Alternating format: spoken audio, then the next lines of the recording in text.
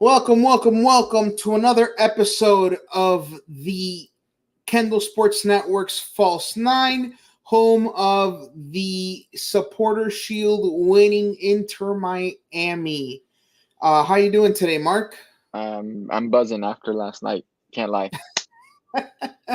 Yeah, I just wish the only issue I have is I wish Inter Miami would have opened up the stadium to the fans, even if you're selling tickets for $1 or for $5 or whatever. Yeah, The videos they had on Apple TV were just, it looked like an elitist group of. I mean that's what I mean. It was just supporters from the five supporting the supporters groups that were there and stuff like that. So Yeah, I just find it funny how they'll milk the fans and take their money when they want, and all of a sudden, oh, exclusive for supporters. But other than that, it was a great night. Um, we missed last Thursday. mhm. Our apologies. But what now turned into the massive Helene really messed with internet signal for both of us. So we decided to take a rain check and leave it for today. This past week on Saturday, before we get into the big game, we had Charlotte. Yep. You know what? We That was our third straight draw. Really slow performance from Inter Miami to start that game. Mainly because of the personnel that was put on the field, I feel like was wrong. Tata had selected it wrong, playing Gresto in the midfield with Redondo and Yannick Bright. We know that doesn't work, but Tata being stubborn and hard-headed, he kept going with it, with What's putting your Gresto word in the for him? midfield. Tacticless Tata. Yes. Never. So, I mean, it works when you put Gresso out wide. It doesn't work when you have Gresso central, where he's not, where his services aren't are of no use. So, Right. as I expected, slow start. Had kind of bit of a theme for us the last couple games before the leading up to that Charlotte game. So it wasn't anything surprising seeing the boys come out a little slow. Um, but we were on the attack at one point. Slowly, surely, we started getting shots off, shots off, shots off. Messi started getting into the game more. He's been working on his fitness, getting back into 100%. You saw it in that game. He was a little times he looked gassed. But he played a full 90. Uh, and then that second half kind of turned quickly when 10 to 15 minutes in, uh, Karol Sadworski scores for Charlotte off a rebound, a nicked shot that just takes a deflection off him into the goal, sends Calendar the wrong way. Yeah. So for me at that point, I was like, are we really gonna screw this supporter shield up? At home playing sloppy and not being able to overcome these teams that we should beat. And then Well, Messi, that's been a little bit of a trend. a pattern since Messi came back. Yeah, struggling to find the form of the team, and specifically Messi trying to find his form, coming back from injury was definitely a question mark on this team leading up to those 3 games that he had just played with us. So it was I don't want to say so much concerning, but it made me scratch my head a bit of how we were really responding to Messi coming back and why we were so slow and why Tata couldn't pick the correct personnel around him. So that's where I was head scratching at. But with Messi being Messi, he starts, 60th minute on, he really gets into the game. You see him on the ball more, attacking more, looking for a shot, and he gets one off, but it's parried away, and the next shot he takes is off a corner, recycled off to him, and he makes his patent move to onto his left foot and slots it home. Yeah. And you saw the emotion in his face. We were going for the win. A back and forth type of basketball game speed that the game transpired into in those final 20 minutes, I would say. Charlotte really made Dean Smith, credit to him, brought in Vargas and Ajiman, um, and they really turned the tide for Charlotte going forward. They had opportunities to win the game. They didn't take. I mean, they didn't go in for them. We were really open in the middle through the back. So at that point, I was just holding on. We were holding on for dear life, I think.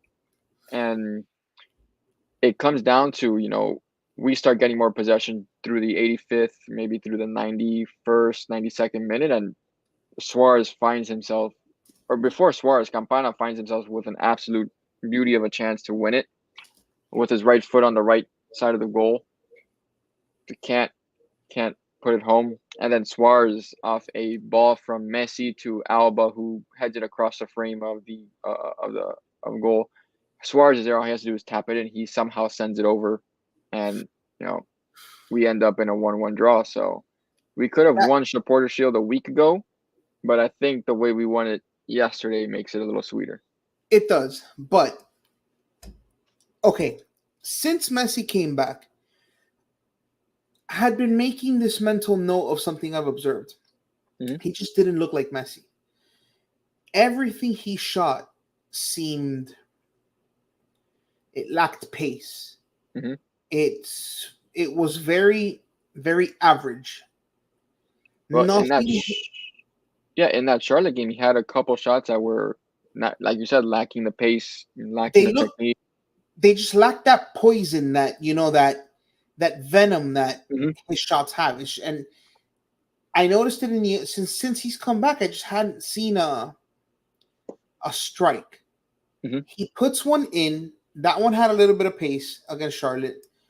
It was his patented left foot. He created some space, like you said, and he put it in.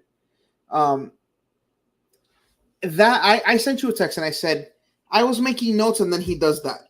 Mm-hmm. That kind of all right. He scored, right? But it still wasn't there. That like I said, that venomous, That punch, yeah, to that say. strike. It just wasn't there. And then we'll talk about the Columbus game and why now my fears have since dissipated. But yeah, well, what before not knowing then what we know now. Mm-hmm. What were your thoughts of Messi since he had come back? That he was lacking that instinct, that final punch on the ball, I guess the looking for a shot to almost take a basketball term into football, into soccer. He was just trying to feel his way out of not a slump, but just feel his way out of not playing for so long, and really looking for the opportunity to shoot, looking for the opportunity to hit the ball with the right technique, and slowly but surely during that second half of the Charlotte game, it was started coming back, and you started to see it. Okay, so 1-1 draw. At least in my opinion, bitter disappointment. Yeah, Um, just because of how it ended with a clear shot on goal. well, and I had heard it.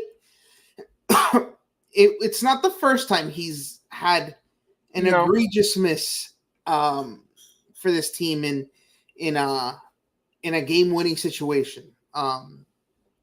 We are dealing with a rather old Suarez, not in his prime. So it's although fans expect to see that prime Suarez, Mm-hmm. I think it's unreasonable of us to ask that of him. Yeah. We move on to Wednesday, midweek fixture. My anticipation is it's a Wednesday. Miami's either going to lose or draw. We come in. I'm like, we're playing Columbus. It's at home. It's their chance to sneak back in, hold on, nip our heels, make this kind of assert A their real dominance. make it a title race, a real Yeah, title race. Like put yeah. pressure on us. Mm-hmm. Knowing that we hadn't been playing up to par, it was a big, big game. Yeah, I thought A it was a gut check. massive, A gut it check time. was. You're going into arguably the most hostile environment in MLS. They rarely lose at home. They have the best coach in the MLS. Some say they had the best team in the MLS, And the best the news that came out today the best added defense. some real spice to this. But we'll get into that later. So going into this game, I was looking for if we were going to be up for the challenge, because I felt that Columbus would come out and try to punch us in the mouth. The last time we were there, we went up 2-0. Right. We ended up And they losing came back and gritted their way back. with halftime subs that changed the game. Yep. This time they asserted they asserted the possession of the game. They took control of it in the first 20 to 25 minutes. They had possession. They had an opportunity that was called offside when Gucho was played in. Ian Yes. Frey left too much space, but he was played off already. The ball was too late. We, at that point, from that moment on, started feeling the game out a little bit better. Yes. We started seeing Bright make forward passes, Gomez get on the ball, Alba make runs, Messi get on the ball more. Frey was making runs down the line. The one who I was really disappointed with was Fede Redondo. Right. And this comes as of late. The last couple games, he's not been good. He's been poor, in my opinion. I think there's a struggle between deciding where he's best played at. If it's an 8, if it's a 6. There are times. Is it his struggle or is it a Tata struggle? I think it's a technical struggle from the staff, really trying to figure out where he plays, because there are times he plays as a 6 and he's sitting back when Busquets is not playing or Busquets is out, those games that he's out.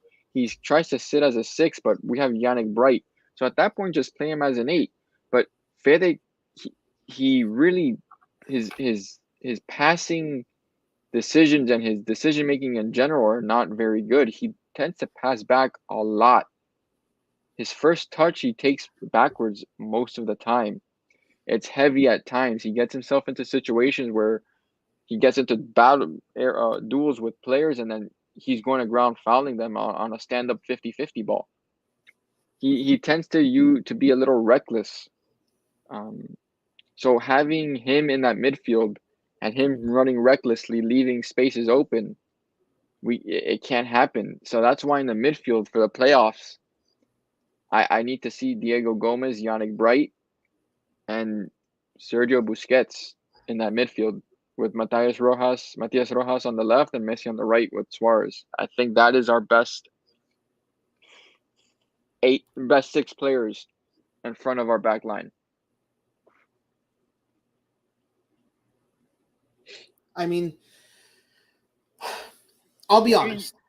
Before the game, I had a little bit of trepidation because I saw the 11 and I was like, I don't know, I don't understand how he's lining up. And then I saw the 3, which had been working, but then I saw the 5, and I'm like, please don't revert back to that back 5. Mm-hmm. And early, it just looked a little bit like you said, discombobulated. Mm-hmm. And I feel like that offside kind of punched them in the mouth, and they were like, okay. And then, like you said, they started to find the game better. So I'm with you. And Redondo, I agree.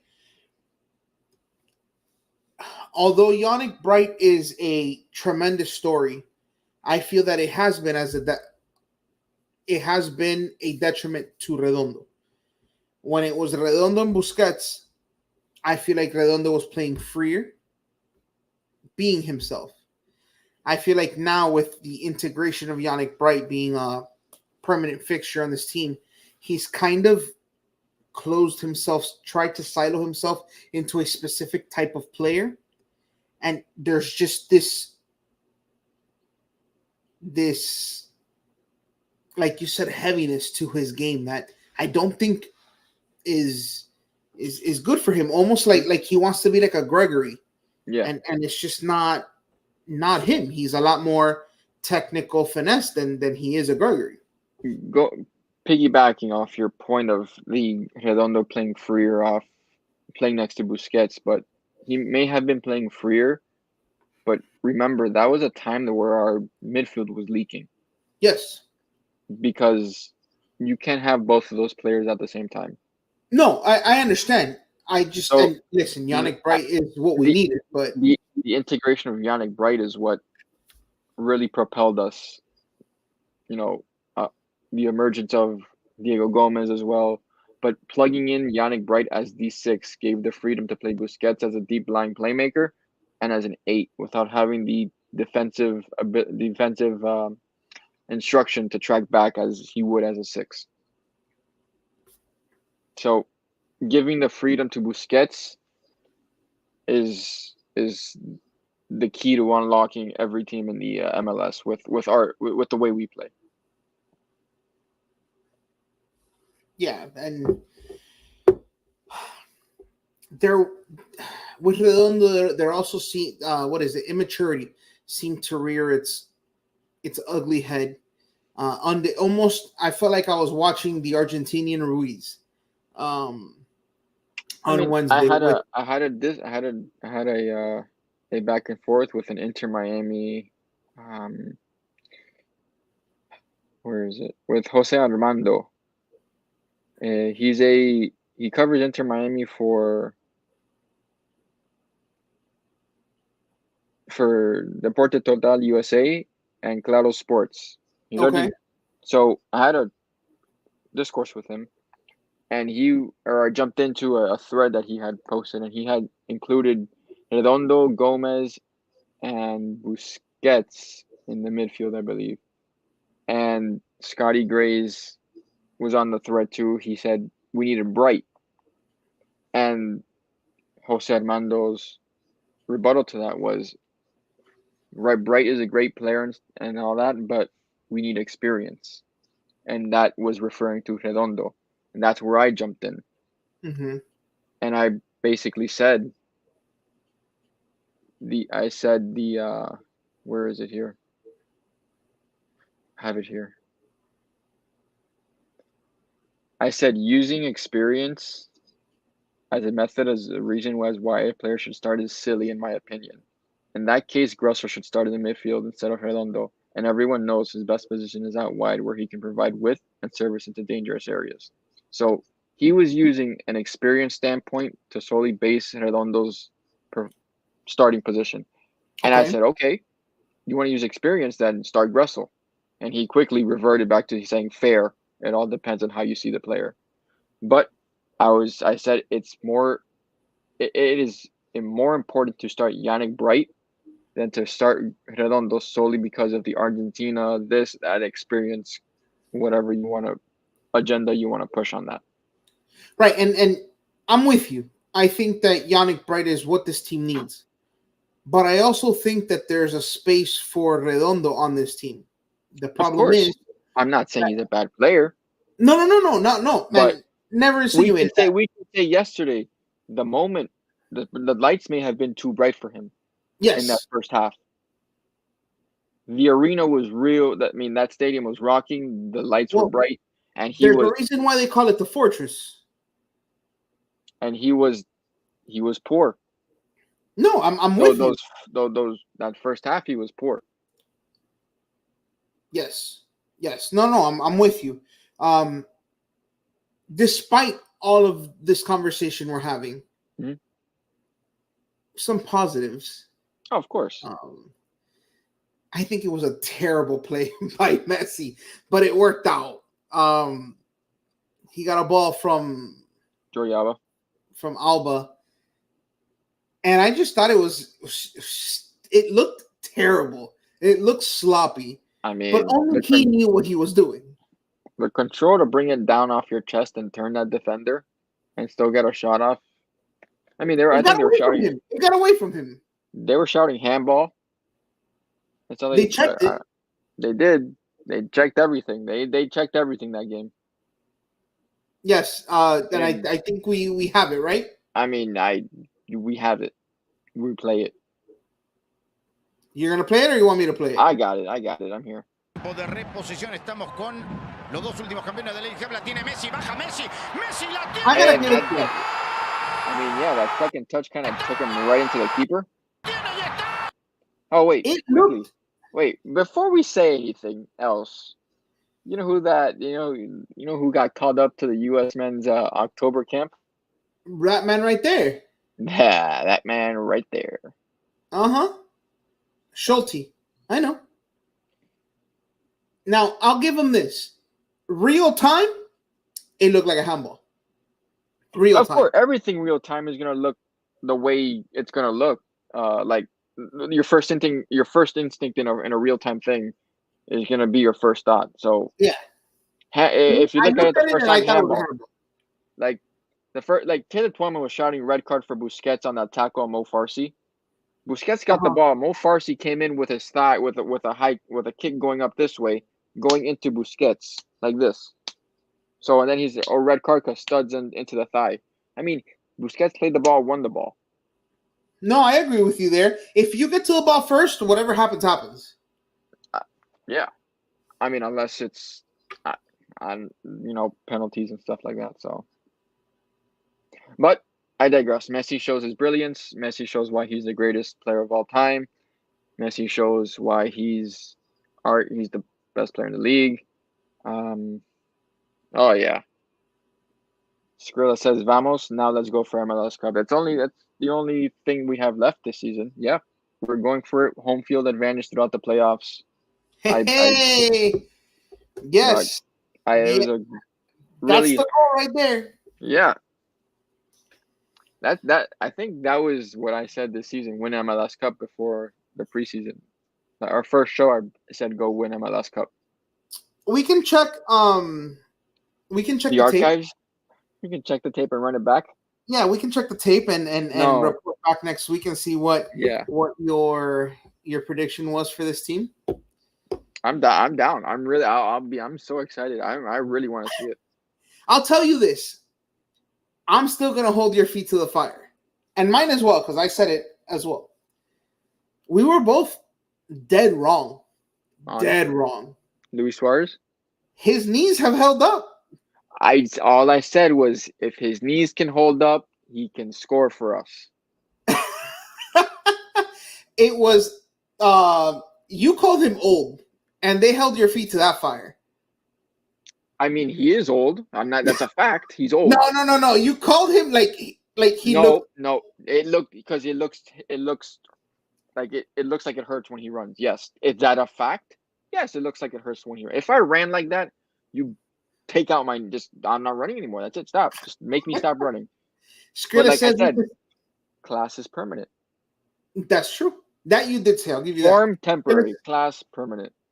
Skrilla says that we can still get the points record, but the MLS Cup is more important. We have two. I mean, here's the thing. Here's the question I pose. Do we want the points record or do we rest the guys for the MLS? So that's what I was going to say. There's two schools of thought. I mean, there is. Go get the record. You don't know when you're going to be back here again. Do I think Campana, Matias Rojas, Robert Taylor can beat New England and Toronto? 100%. I think they can beat I Toronto. agree with you there. Yeah. I mean, he's probably going to be I didn't know that he had won the Golden Boot. I know he was the MVP, but I didn't know he had won the Golden Boot. The Golden Boot in this league this year is probably going to go to Christian Benteke. He's got a decent, I want to say like a 3-goal lead maybe on Suarez and the rest of the guys. I can't remember who else was in it. But I think Suarez is going to win MVP the way he carried us without Messi and stuff like that. Did you hear what Sasha Clayston said before the game? Does this regard the supporter shield being more important than the MLS Cup? No. I heard that. Okay. What did he say about this? If Messi got the MVP, he'd boycott. That Messi does not deserve the MVP. I mean, just the way we played without him. The MVP is such a twisty, turny term that it can be flipped upside down for any player, anyone, and stuff like that. It's the same in every sport. It really is. Here's why I agree with him. The best ability is availability. And unfortunately, we his time missed, legitimate injuries, but his time missed, I think disqualifies him from being the MVP. Oh, well, I didn't. okay. I didn't doubt Suarez. I just doubted his knees I questioned his knees and if he was able to stay healthy. because Skrilla, I want you to be honest. Did you see the preseason? He's short. Those knees really hurt. Looked like they were hurting. Yeah, it looked when he was running, he was going to collapse. He's not going to be able to play football with his sons because of his knees. Yeah, it looked bad. That's fine. A lot of people were saying that. I never questioned the man's ability. I'm a Liverpool supporter. I know what he's capable of. But also saying that he won the Golden Boot and that in the Brazil League, money grab or not, they still had to play the games. And it looked bad. Him running looked painful. I almost said okay, enough. For him, I said the preseason was a joke of what we did and going across the world to play those. But the reality is the games were played. His knees looked like they were hurting. There was hundreds of people saying the same thing, but I never once doubted the man's ability to put goals away. You can go back to the first show. I'm pretty sure I said he's going to score 15 to 17 goals for the season. What's he at now? Close to 19? I want to say 19, that 20? Yeah, I think that's what you said. But like I said, I'll go back. Here's the thing. Here's also the thing. He did it in the Brazil League. Yes, the Brazil League. You know who else probably scored a bunch of goals in the Brazil League? You remember Fredgy? Oh my God. Number 9, curly hair for Brazil. Yeah. That guy was scoring 30 goals a game. He did it in the Brazil League. I understand. Yes, he was the best player for Grêmio, 100%. I only doubted the knees if he was gonna be able to play the MLS. If they were gonna be able I did the same thing. I doubted his knees. But once you saw that Orlando game and the ability for him to continue, yes, my doubts went away. Yes, that was the third or fourth game of the season. Doubts went away. Yeah, no, I'm with you. All right, so back to the task at hand. Messi gets another opportunity, huh? Yeah, he scored in the 45th. Yeah, and then all we had to do was wait. And this is what 5 minutes later. Yeah, this is what killed those doubts for me that I told you I had earlier about that venom. This cleared it up. This one? Yeah.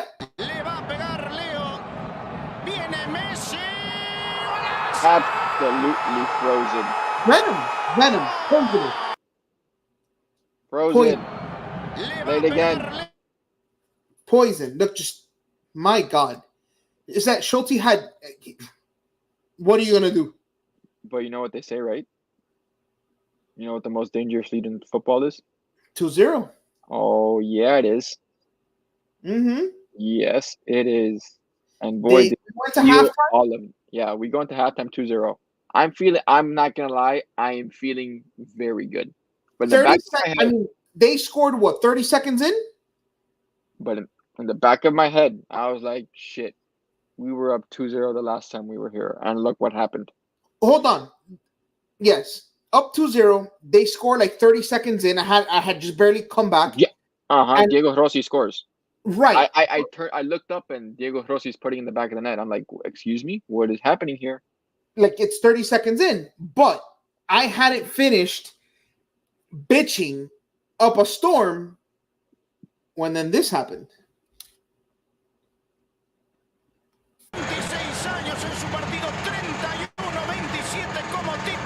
I mean, that's terrible. I don't want that guy a keeper for the U.S. men's pool. Get him out of here. I know it wasn't his fault. No, he has zero fault. Thomas says Tata Martino is the coach of the year. He won games. He has a valid point. He 100% has a valid point. It's a valid point. What am I going to say? He's right. I'm not going to say. I don't know. Are they going to get it to him? Yes, he was. He was terrible. Camacho was absolutely diabolical back there. And Inter Miami took advantage of that. Play him direct. If you play him direct and you make him make a decision, he is going to F up. And he did. He is their version of Toto. Except it's not. I mean, yes, yellow card worthy because he got sent off on a second yellow, but missed. Yeah, no, 100%. You hit the nail right on the head. He is their version of Toto, but he's got more experience, I believe. Yes, but it's the same knucklehead. No, it is. It really is. I mean, for you to do that after you score and you have momentum, you got to be some sort of like what is going through your head at that point? Keeper's ball, it's in the box, call it off. And man, Suarez with the ability just to head it. Like you said, class is permanent. Yeah. Now, okay, to this next point. And Thomas says playing direct behind their defenders. Yes. That's how you play them. Now, what happened next? They got a PK on an absolutely. I mean, Noah Allen couldn't do anything about it. That's not his fault. He a ball, 99.9999% of the time that doesn't happen. But how did you feel after we scored, making it 3-1? I felt like we were more in control again. I still felt, Columbus was really, really, really pushing for it. I mean, their red card came in the 63rd minute. So I'll give you this. 2 minutes after they had scored. I think the PK was in the 60th or so. Right. So I'll tell you this. It looked like in basketball. Like we had a 20-point lead. They go on a quick 8-0 run. Someone calls a timeout. We come back, get a bucket. And then they go again on a 6-0 run. Mm-hmm. And then we get a bucket. And you're uneasy, but you're kind of okay. You're there. You're staying afloat. Right. We'll touch on. I want to touch on this after we're done with the game real quick. Yeah. So, but Allen gets that PK. Mm-hmm. Columbus scores is 3-2. Mm-hmm. Game continues. Ian Frey gets called for another handball. And I will say this. To me, Ian Frey has no fault. To me, that's just, if I'm sliding, that's where my hands go. Like, it is what it is. At that point, the soccer god said, the ball hits you, If the referee deems it a handball, and you know what, bro, it is what it is. And apologies, I don't have the graphic. It got lost in the archives, but I will find it. But my boy, Super Calendar, came up again. ¿Dónde se va a quedar? ¿Dónde va a ir Calendar, no? A 7 del final y con uno menos. Viene Cucho. And everybody said, I don't care about the corner. Everyone came to give him props. I think my favorite part of this, where is Jordi Alba is doing the sign of the cross somewhere here. Jordi Alba's, you see Jordi Alba? Uh-huh. Right side. He's making the sign of the cross right there. That is my favorite part of that video. I'll tell you my favorite part of Jordi Alba. I don't care. The streak continues. Anytime I see that man, it looks like he just got up out of bed. At all times. At all times. It does. It looks like he just woke up. Yep. But Drake Calendar has come up big for this team. Look. We have. I'll accept the apology for him because I have said that I am his since the beginning. I have been a supporter of his. He had a slip up. Yes. He almost slipped and cost a goal. But even though he's getting better at commanding his area, the distribution part needs to be worked on. But man, when you need a save, yes, that's comes up big. Leagues Cup final against Nashville to secure us the supporters. And what's funny is he got the goal. He got the goal. He stopped it and scored it against Nashville. Yes. Yep. Yes. But, So 3 points. That put us over the top. that And gave everyone us is the trophy. celebrating. Huh? That gave us the Supporters Shield title. Yep. And so qualification to the Club World Cup. Well, I'm gonna talk about that now, but Okay. let's play the video of my fellow of Columbus brother. Of the trophy coming into the locker room. Columbus class of, I don't know. I'm class of 13. This guy's class of, I don't know. Way back when. Boy, that man just ruined a beautiful scene. You know what's funny? The Marlins could have had him as their owner. I know. Look what he's doing now. In fact, if I'm him, I'd try the Marlins too. Man, being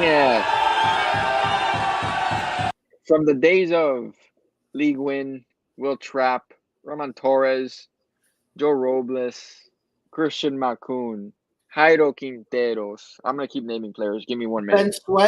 Ben Sweat, Matias Pellegrini, Julian Carranza, Robbie Robinson. I'm going to keep naming players. I'm going to be real. I'm on a roll right now, buddy. Give me 1 second. Yes, but continue. Hold on. Nicolas Figal, Leandro González Pires, Jaime Mabica, Andrés Reyes, Blaise Matuidi, Gonzalo Higuaín, Fede Higuaín. Oh my God, the Panamanian guy. He was Cock Diesel defender. Roman Torres, I already said him. Yes, sorry, my bad. Yes. Ariel Lassiter, Bryce Duke, Indiana Vasilev, George Acosta, Edson Ascorna, Emerson Rodriguez. Who else? Agudelo. Juan Agudelo. Who else, Byron? Shea. Breck Shea. Who else? I felt like every team has an Inter Miami alum on their team right now. I'm trying to think. Yeah. Lewis Morgan. Yes. God, I love that player. So Who else? Who else? Come on, there's more. Dylan, is it Dylan Nealis? Yes, Dylan Nealis. Come on, there's more, Mark. Okay. Point is, I've been through a fair share with the players of this team, with bad teams, coaches, Diego Alonso with the first playoff stint, and getting battered at Nashville in that wild card additional spot.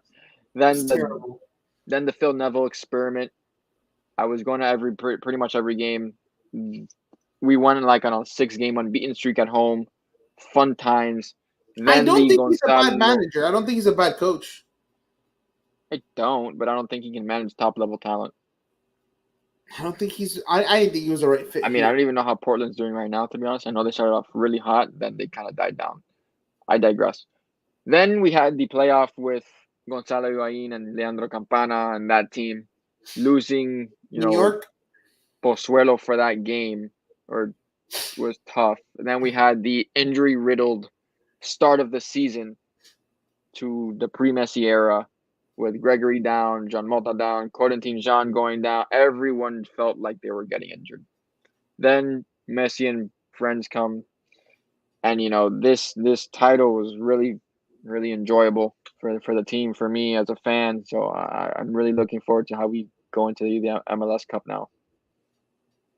No, 100%. Now, announced today that Inter Miami would be the representative in the Club World Cup. Mm-hmm. I'll be honest with Thomas. I agree with the Columbus fans. I think that FIFA MLS was waiting for Miami to either win the cup or win the Supporters Shield, and then announced that was going to be the criteria. If you ask me, I think Columbus should be the representative. I think that they are far and away the more accomplished club for the World Cup than right now Inter Miami is. That's just my opinion. Do with it what you want.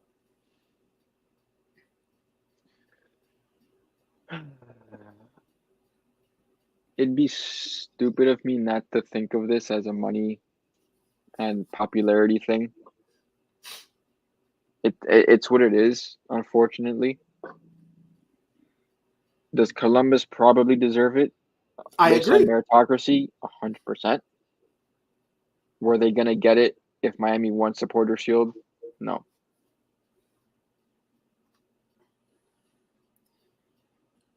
Yes, and the fact that Hard Rock got It's named gonna as sell a out. They're as gonna a sell out. it's a venue. They got selected as a venue, and they're gonna host the first game. You don't There's think gonna Inter be. Miami's gonna play in that first game? Come on. Of course they are. Of course, the MLS isn't stupid, and Just those don't guys let aren't CONMEBOL stupid. host it. They're Otherwise, we'll not have people dumb. going to events again. They're not dumb. They're bringing in money with Messi. Money. The MLS is bringing in money with Messi. Hand over fist. Look at the amount. Okay, I don't know if you saw a video or a picture of Al Nasser playing in the Saudi league against another Saudi league team with like maybe 1,000 fans in a stadium. Nothing, maybe 500 if that. But they have so much more investment than the MLS. Imagine if the MLS invested as much as the Saudi league. Imagine where it could be. Well, we don't have that kind of money. Understood. But I agree with Thomas and what you were saying. It's a money grab. It was always going to be Inter Miami. Columbus had pretty much no shot at it. And 'Cause I'm sad that they're not going to be able to represent. I mean, it sucks, yeah, because it's based off of the players' names that we have and stuff like that. So, Yeah, but yeah. So and what do we have yeah, this upcoming week? we have New England at home, and then Toronto away. Or is it Toronto away, New England at home? I think we finish. I know those are the next two games. The order of them, we have Toronto away on Saturday, and then decision day is New England. But Okay. where's that comment that Thomas had that I wanted to touch on? This one, because I wanted to touch on the young guys for a second. Okay. Before this season, you had asked me who were rising stars for Inter Miami. I believe was the question you had asked me to give you some. I Mm-hmm. gave you Yannick Bright. I believe I gave you Mhm. Ismail Boatwright, who unfortunately never saw time. I gave you Well, Ian I'll go back Frey. and check the tape, and on our next show, we'll kind of wrap up all those things that we said and see where we stood with expectations and all that. But yes, I believe Ian Frey was one of the ones I had mentioned solely because he was coming off 2 ACL surgeries, the most recent one last year, and there was a quality to him that really with this team didn't have the ability of a center back to advance the ball with technique, with the gracefulness he has. So I was really excited for his first start this year when he first got back, that game against Columbus. Yes, Ah, yes, yeah, 100%. Yep, yep, yep, yep, yep. here's my thing. Is it MLS Newcomer of the Year? Is that the name, or is it Rookie of the Year? Whatever. Here's my thought on that. Wait. Let me continue with my Go Ian ahead. Frey. Yes. But I was excited for Ian Frey. Both of us were really skeptical with the Noah Allen center back experiment. Uh-huh. You remember when he was being played as a wide center back and a five back Yes. and a three back? And I thought it was terrible. We thought it was terrible, but I think there's got to be a lot of credit given to Noah Allen, the player, for putting his head down, working his ass off and being ready when his number was called. Because he put in a couple of games in the back end of the season that were really, really, really solid. Yes. And thank you for using that word because that's what I think he was. I think he was solid. Solid. When you needed to plug in a center back, he was the guy.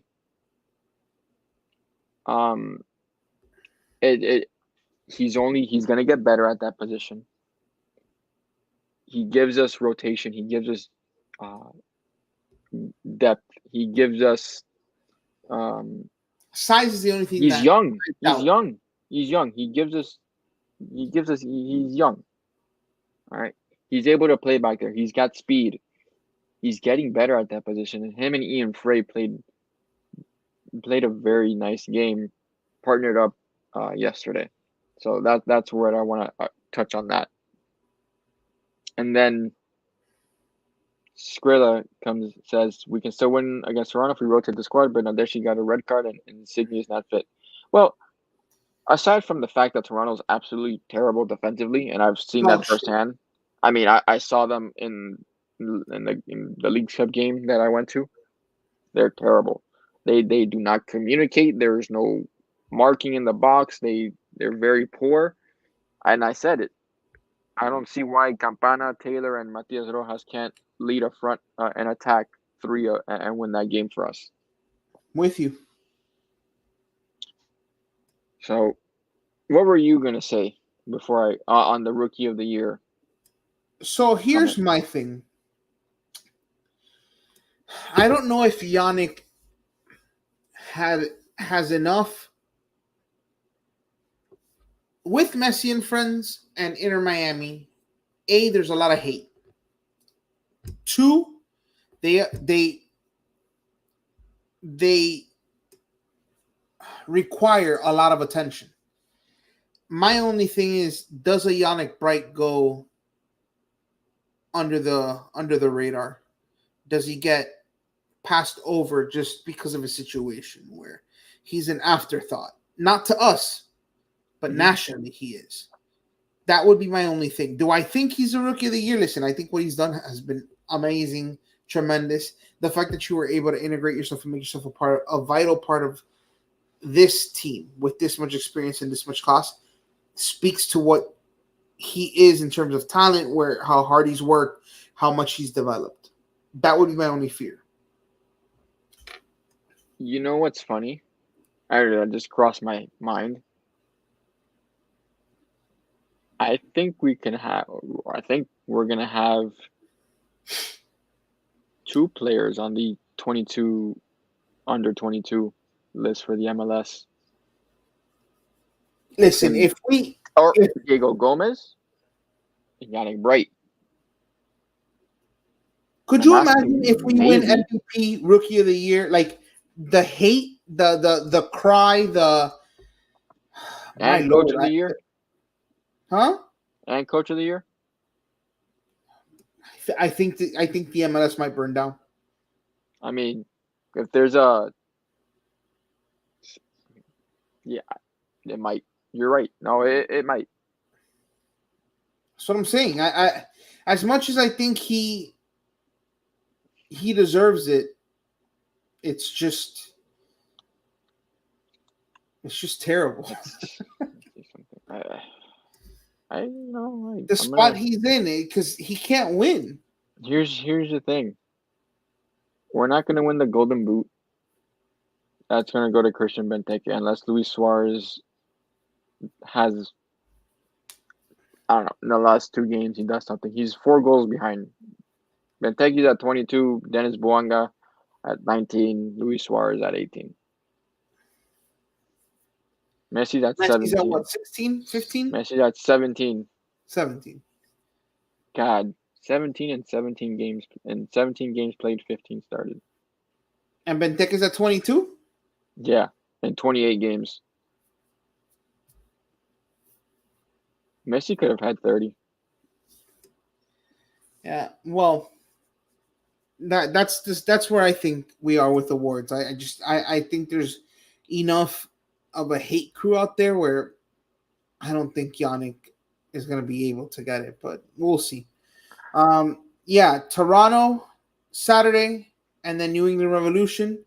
I say play your second team, but go for that points record. If Messi wants to be 100% fit, I think they play him. That's just my thing. I mean, just hearing what Busquets was saying, that Messi's almost there, starting to become that much more fit. I think he may get halves. I don't think he'll play. He could have. I agree with this. Messi was producing at an unreal rate. The goals and assists. Yeah. No, nobody's doubting our offense. It's our defense that all of us had doubts about the wheel leaking. But yeah, Toronto and then New England. Also, guys, please subscribe to our Instagram and our Twitter. We are going to have live pregame, well, not live, but pregame reaction and postgame reaction. If you send the Kendall Sports Network Twitter, if you guys are watching the game with friends and you send celebration video, we will also post that on social media. Just send it to us via Twitter, IG, whatever your preferred method of social media is. We'll create kind of a celebration of the season. But if you don't have anything else, Mr. Mark, Skrilla said it for you. Said it with us. Agreed to start the second team and see if you can win. I agree. Hey, our second team's good enough. I think so. That's why we went to Vancouver, and when Vancouver was hot, we won. Yeah. No, I'm with you, and we all beat those the Union. Remember that they had to give all those people their money back. It's insane. Because they advertised Messi and not their own team. Yeah. So for everyone here at the Kendall Sports Network, remember, if you like the Dolphins, we have the Dolphin Chronicles on Monday. We are going to debut a show called Hurricane Warning for everything Miami Hurricanes. And then at some point we'll get This Week in Miami up and running. But remember to tune in here every Thursday at 7 o'clock for False 9. Yes, sir? I have a question for you. Yes. Is Inter Miami the state's best football team? No. Take away Miami Hurricanes. Professional. Yes. No. Dang. Wait, football? Football. Just the term football. If I take away the Miami Hurricanes? Yes. It's close, but yes. Want to hear. Yes. Skrilla. I mean, we're the same person today, man. We're the same person. Yeah, I think that's enough. And if you add Taylor in there as well, I think it's enough. Throw in Benja Kramaski, throw in some Franco Negri. I think Noah it's enough. Allen. Throw in our backup goalkeeper for all keep Calendar. No, keep Calendar. Shh. Too much. Frey at center back. Yeah, I think we have enough. I agree. You want to see Gressel right back? No. Stop. Too much. Look. Wait. Gressel. I think Gressel needs a break. I think we can send them reach into heat. Come back after the playoffs. Maybe Redondo for Gressel, just because Gressel doesn't really fit the midfield whatsoever, regardless of who's in, who's out. But yeah, I wouldn't be opposed to that midfield either. So it'll be interesting to see what we do, nonetheless. But take us away. We'll see you guys next Thursday. Have a good one, guys. Have a good weekend.